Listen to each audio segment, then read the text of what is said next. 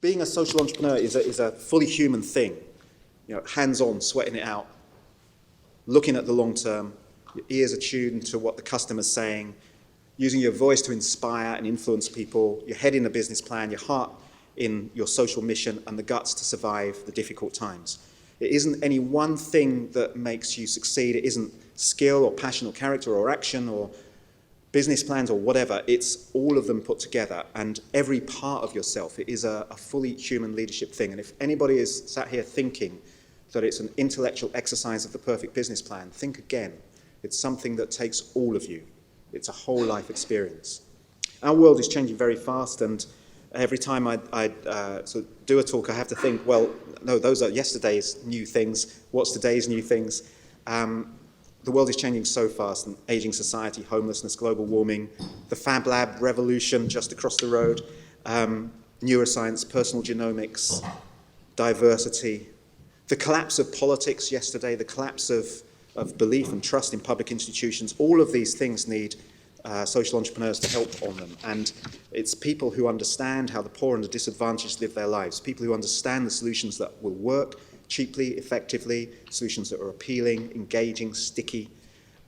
Those solutions aren't going to come from big business or big government. They're not going to. It's no more than LinkedIn came out of the careers service. It didn't. It was a completely sideways, disruptive innovation. Sotheby's didn't invent eBay. It was a completely sideways, disruptive innovation. The solutions will come from people like you, not from the established players.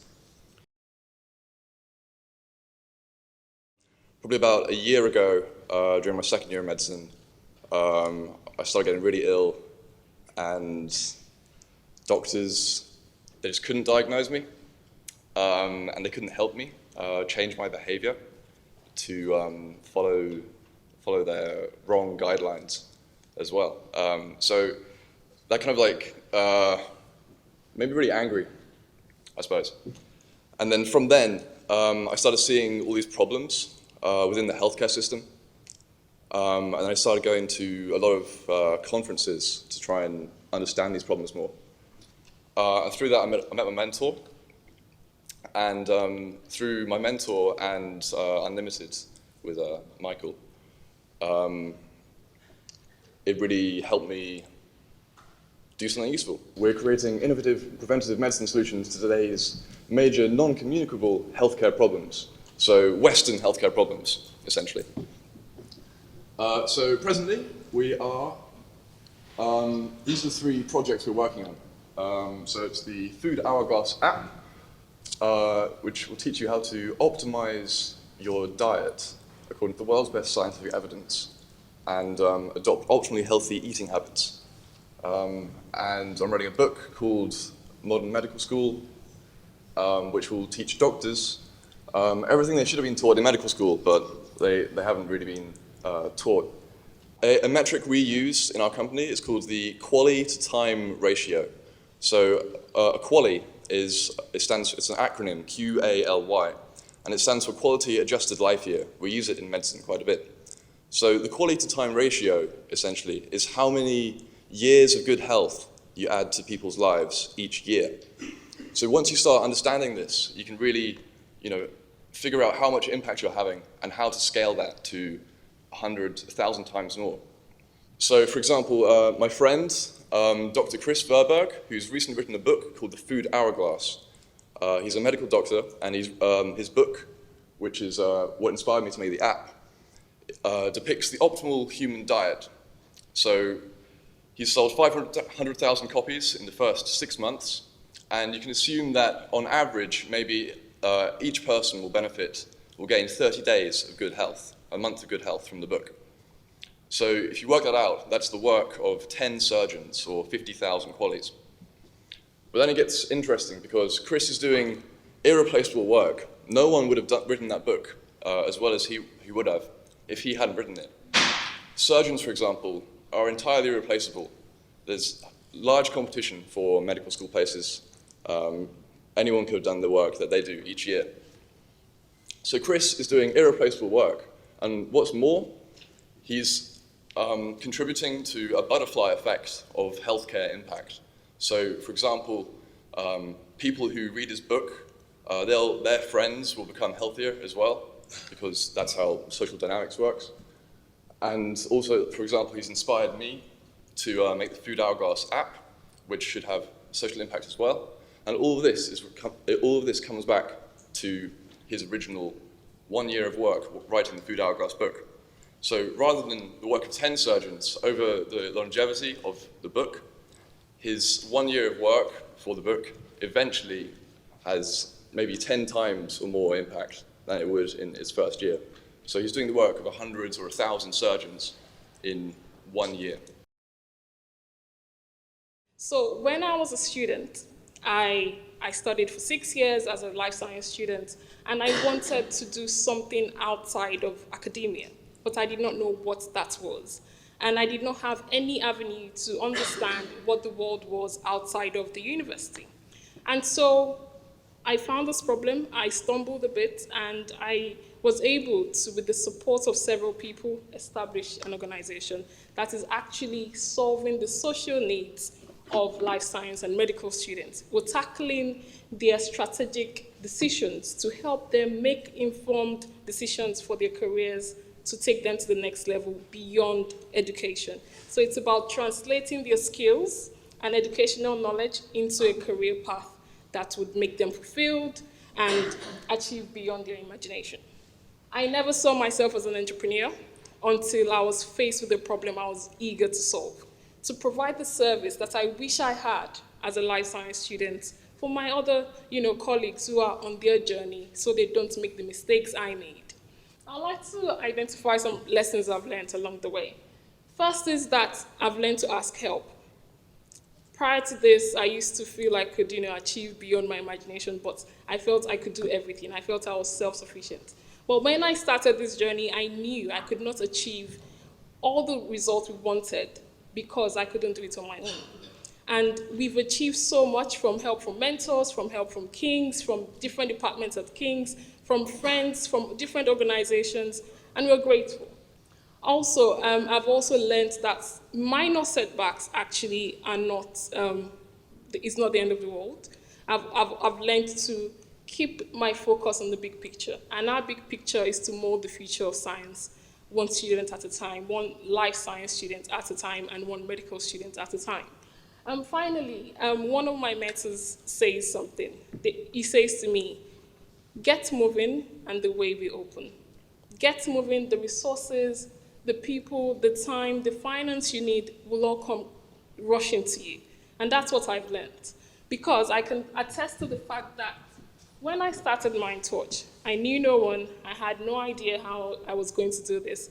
But because I was able to speak to as many people as possible, I was able to ask for help, I got support from King's, fantastic support from FK and Unlimited in terms of finance, resources, people, mentors, advice, connections, everything we needed to achieve beyond our expectations.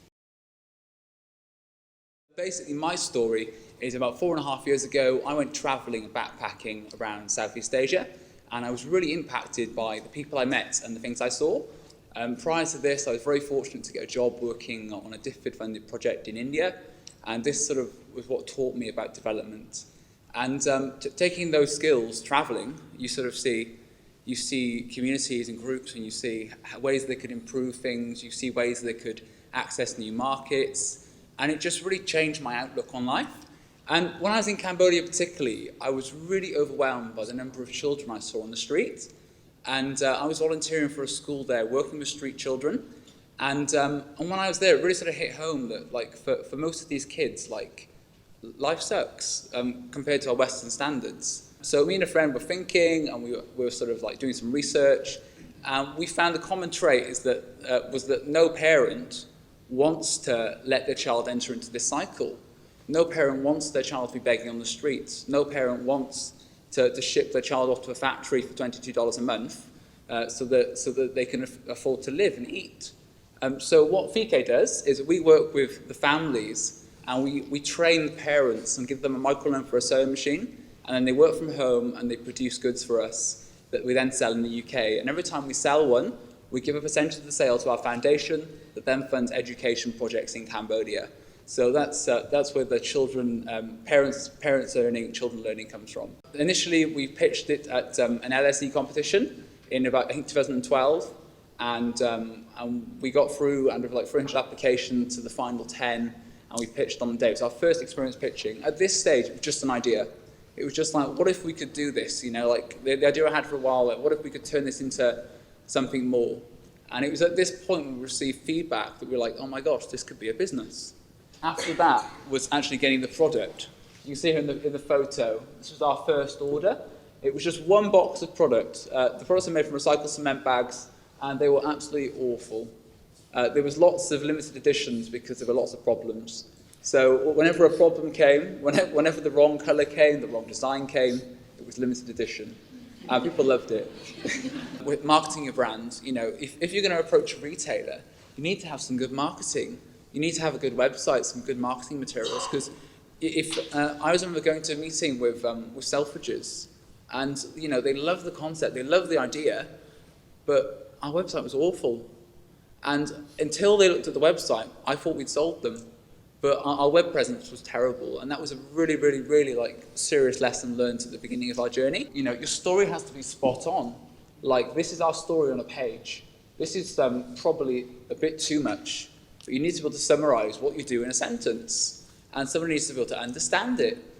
You know, and parents learning, children learning, parents earning. That's us in a statement. So you need to be very clear from the beginning about what are you selling, who are you selling to, where's the social impact. We realized very quickly that reaching buyers was difficult.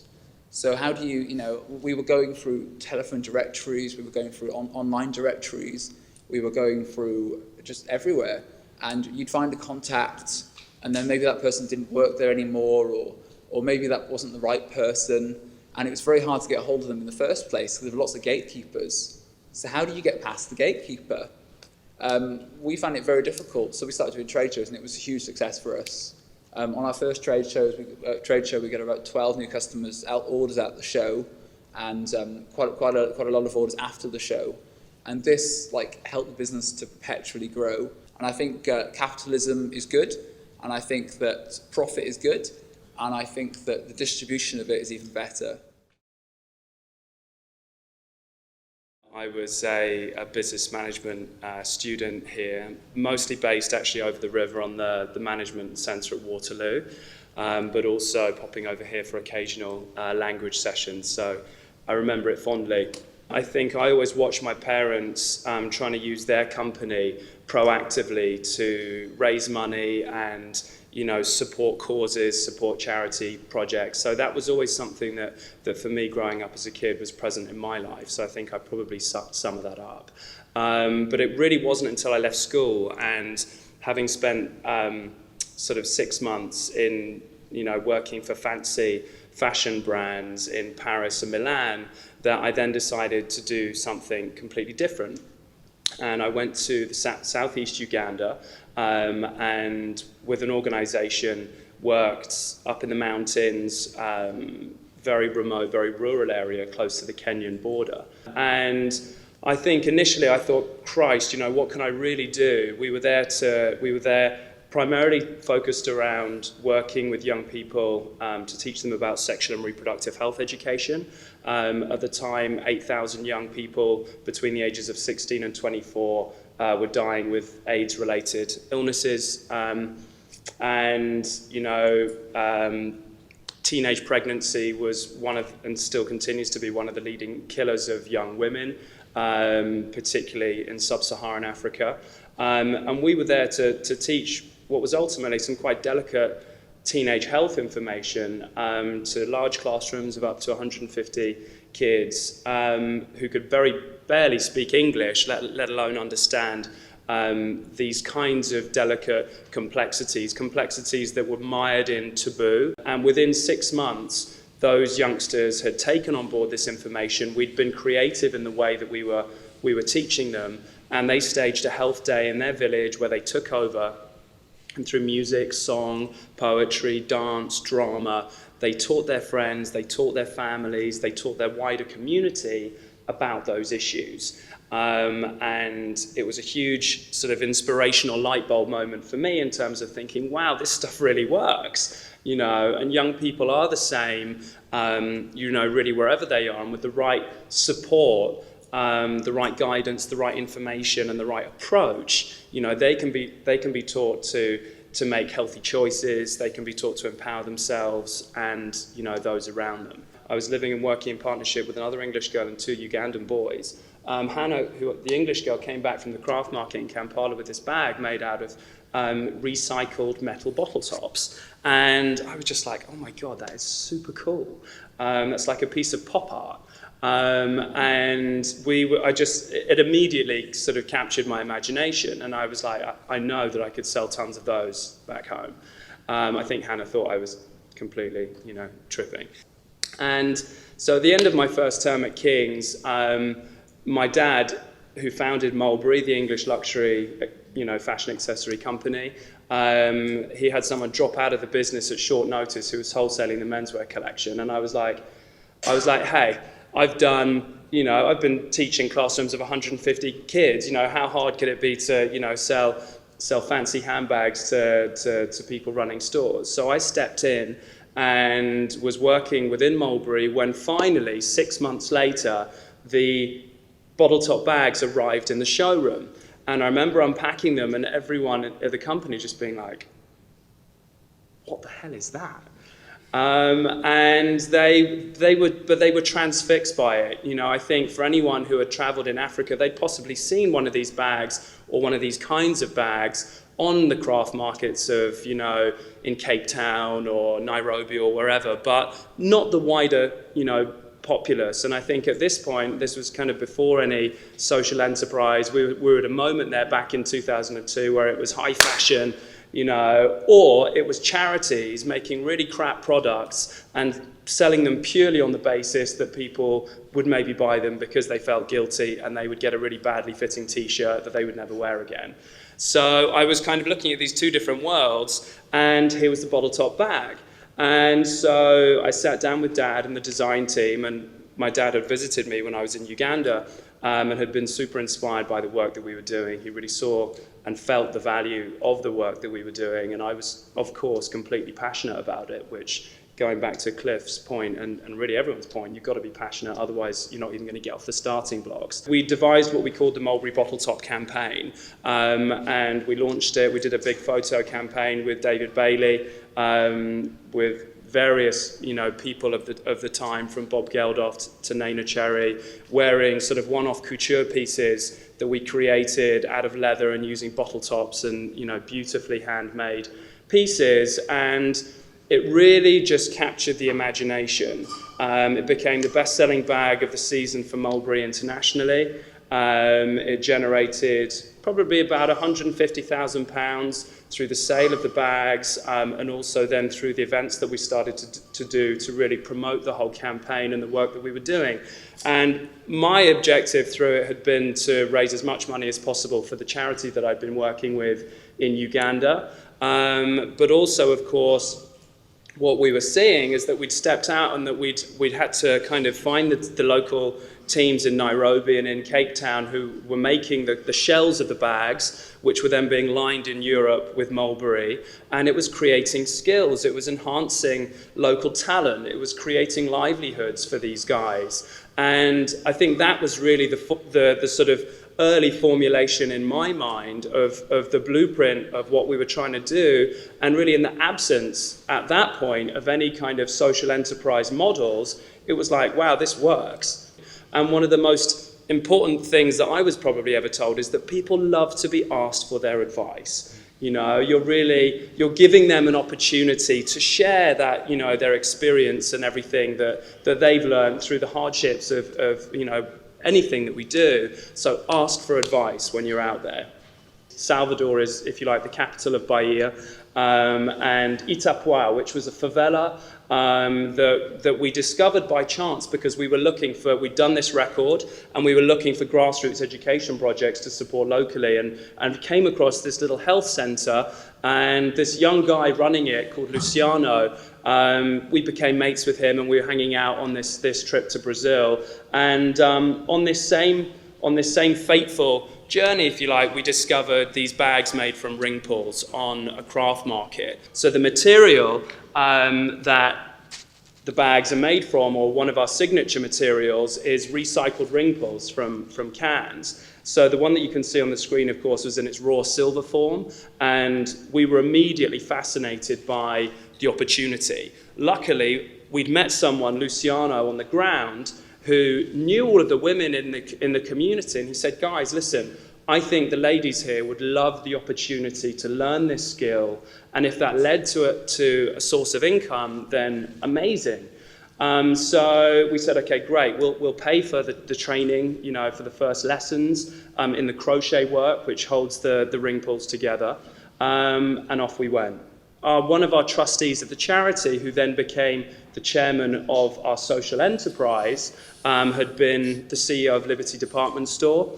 Again, we'd gone out looking for people who within our network or our network's network could really add value to what we were doing with Bottle Top. And we were getting huge interest in these ring pull bags. It was really, something that was catching the imagination even more strongly than it had done with the original Mulberry campaign. But how to take that to a luxury level? We reached out and worked with the ex-head of accessory design from Louis Vuitton, and we tasked him with creating a signature collection, still using our ring pulls in a way that was decorative, that was still structural, but enabled us to move into a new division of bags. And that was one of the first designs. So we took one of his team over to Brazil, spent time working with and training the ladies at our community center, really upskilling them, making them the technicians. Now, 5 or so years later, they're more highly talented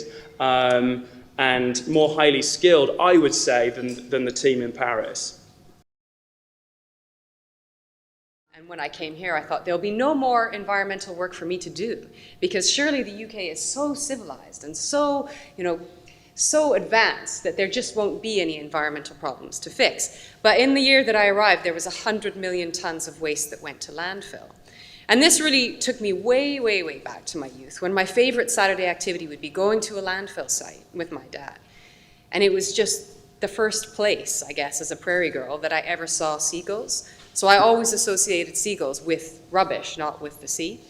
I also learned to love this kind of sickly sweet smell of domestic refuse. So there's certain things that stayed with you when you grow up. And lots of people have ideas of coming to London and going to see Big Ben and the Tower and things like that. The first place that I visited was the Victorian sewers. Second place was the waste transfer station in Battersea. So you can tell what kinds of things that I might be interested in. I've been to the National Gallery too, it's lovely, but the things that I really, really love is the waste. So what we do is not about any particular industry. It's about 3 things. It's about rescuing material, preventing it from going to landfill. I love materials. I cherish materials. I feel very, very bad for my partner Elvis because I bring all of this crap home to our house and I force him to turn it into something else, whether that be a handbag or renewable fuel or packaging or something for somebody else. The second thing that we do is make all these things. The third thing that we do is donate 50% of our profits to charity. So as this cycle of the business started, we started by taking London's fire hose, because although I wanted to take 100 million tons of waste, I couldn't. I've got 2 legs and 2 arms and I couldn't drive, so I didn't even have a van. I thought that London's fire hose would be something I could fix on my own. It's a 10-ton-a-year waste problem. But it still took me from 2005 until 2010 until we had solved London's fire hose problem. But solve it we have. We've created a sustainable business and a lovely brand that it manages to collect not just London's fire hose, but fire hose from across the country and across Europe and now even into the US, and transform that hose into beautiful pieces. And once we had the fire hose thing going, I suppose I'm a waste junkie, so I go back for more waste because the fire hose system was working. But what are the things that we're good at doing? Collecting waste, innovating with it, and turning that into profit, and then half of that money we give away. And that means that our life is about waste. So if anyone here is thinking about starting a business, you have to start a business that involves things you're interested in. Everybody here has said the same thing. They were on journeys, they were traveling, they found something that they fell in love with, and they kept going with it. These are all difficult journeys as well. I mean, I've been doing this for I've been running businesses since I was 22, and I'm 37 now. But I've been running Firehose since 2004, since I first came here. And it's a long journey, and it's really, really difficult. So unless you love it, there's no point in doing it. And there's also no point, in my view, in setting up a business unless that business is going to solve something. This is a world filled with problems. The world as it is isn't good enough for the next generation that's coming through. I don't think that we're passing on anything that's all too hot or special at the moment. So if you're not going to start a business that's going to have a positive impact on the world, don't start a business. I don't think we have room or space for more stuff or more ideas that don't contribute to a better world.